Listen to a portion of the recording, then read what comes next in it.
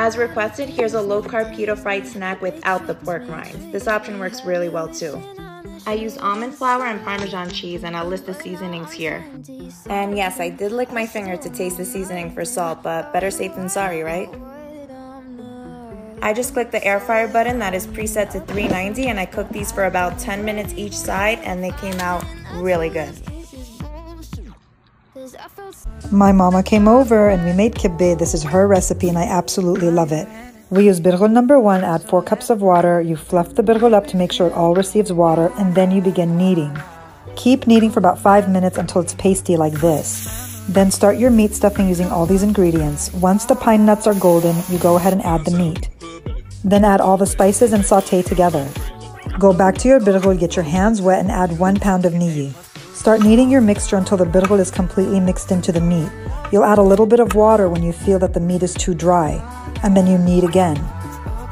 It takes about 15 minutes to feel pasty like this. Then you make small balls a little bit bigger than a golf ball, and you begin to hollow each ball out.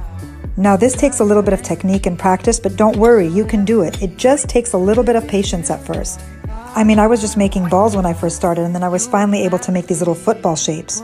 I promise when you take a bite of this golden, thick, and saucy kibbe, it's so worth it. Enjoy. This is how I make my chili oil noodles. Cook and drain your noodles. Mince your garlic and mince it real good. Add the ground meat to the pan and then add the garlic, salt, then add about 1 tablespoon of soy sauce and about 1 tablespoon of black vinegar, basil leaves,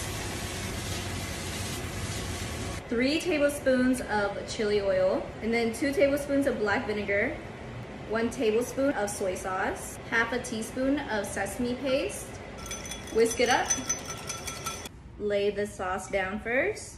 A handful of noodles on top, ground meat, a drizzle of chili oil, a drizzle of sesame oil, green onions and cilantro, and sesame seeds. And here we go, chili oil noodles. Chef's kiss. Welcome back to Toasty Pasta TikTok. Today we're making crispy tortellini with sage butter and roasted tomatoes, Parmesan cheese, and if you want all the measurements, they're on my latest Instagram post. Cheers, y'all. Okay, so this might be my new favorite brownie combination.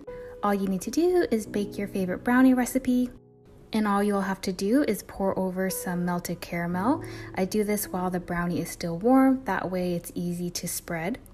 Once you have a nice, even, consistent layer, you're going to add on top some crushed pretzels. This adds some great crunch, some texture, and that sweet and salty combination. And then lastly, we're gonna add some Score toffee bits on top. Super easy, super yummy. Hope you guys try. Here's how I made the pickled serrano chilies. Chop the serrano chilies and give them a quick rinse to get rid of the excess seeds. Next, transfer them to a container and then thinly slice the garlic and add them in. You'll add in 1 teaspoon of salt, 1.5 tablespoons of sugar, 1 cup of white vinegar, and 1 cup of water. Give it a mix and refrigerate for a few hours before serving. Chrissy Teigen's famous banana bread. Okay guys, we know the Kardashians and Chrissy Teigen are best friends. Well, apparently they all love this banana bread. She makes it for John Legend every single weekend. And who's Uncle Mike? I don't know, but she said he loves it too. You need to try. Do you love the Outback Signature Blooming Onion? Well, this is how it's made. First, these onions sit in a little bath. Then a man comes and takes off their skin. Sometimes he'll use a knife to get it started. Next, these onions are placed in an Outback specialty machine that cuts them into their shape. Then the onion enthusiast man takes these onions to be battered. He is careful to make sure each petal gets its own flavor batter and is completely covered.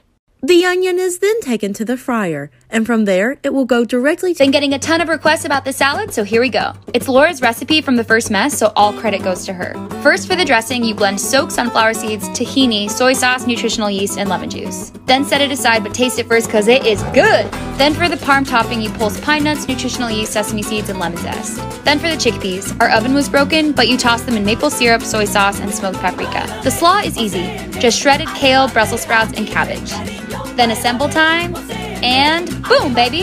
Hey guys, today I'm going to show you how to make my mom's delicious salad dressing. It's legit the best. Start with onions, squeeze in some lemon, a little bit of sugar, a sprinkle of rice vinegar and soy sauce, then add extra virgin olive oil, black pepper, and mix well. Now taste to your liking and add anything else if you like it more sweet, sour, or salty. I'm making a super simple salad today with just romaine lettuce, watercress, tomatoes, and avocado. Sometimes simple just hits the spot. Enjoy and have fun. So we won't lose any delicious yolk. Hello. Today we are making perfect ramen eggs. This recipe is from ramen master chef Ivan Warken. This is the most delicious half-cooked ramen eggs ever made. You will start cooking the sake and mirin first, then add soy sauce. Next, we add some sugar, follow with some chopped garlic and ginger. We simmer the sauce for 10 minutes. How long you cook your eggs after the waters boil? Here is. So in Tokyo, 6 minutes, 10 seconds precise. You might decide to adjust that time depending the size of the eggs, how many, or what chickens were thinking about when they laying them. Now we add 1 liter water into the sauce. Get as many people as you can help you peel the eggs. I'm glad I have my circus. So for this recipe, I actually made a dozen eggs. For 2 hours, then we can eat. Save the sauce, you can actually make more. Okay, so here's my pumpkin protein cookie dough. So I did 1 scoop of vanilla protein, then almond milk until it's dough consistency, stirred that up. Then I added 2 big spoonfuls of pumpkin, then pumpkin pie spice. I just did this to taste. And then I wanted more pumpkin, so I added more. And then if you need more sweetener, you can add honey or maple syrup. Let's make an apple pie inside of an apple. This is the most insane dessert ever. Start by peeling, slicing, and dicing 1 apple.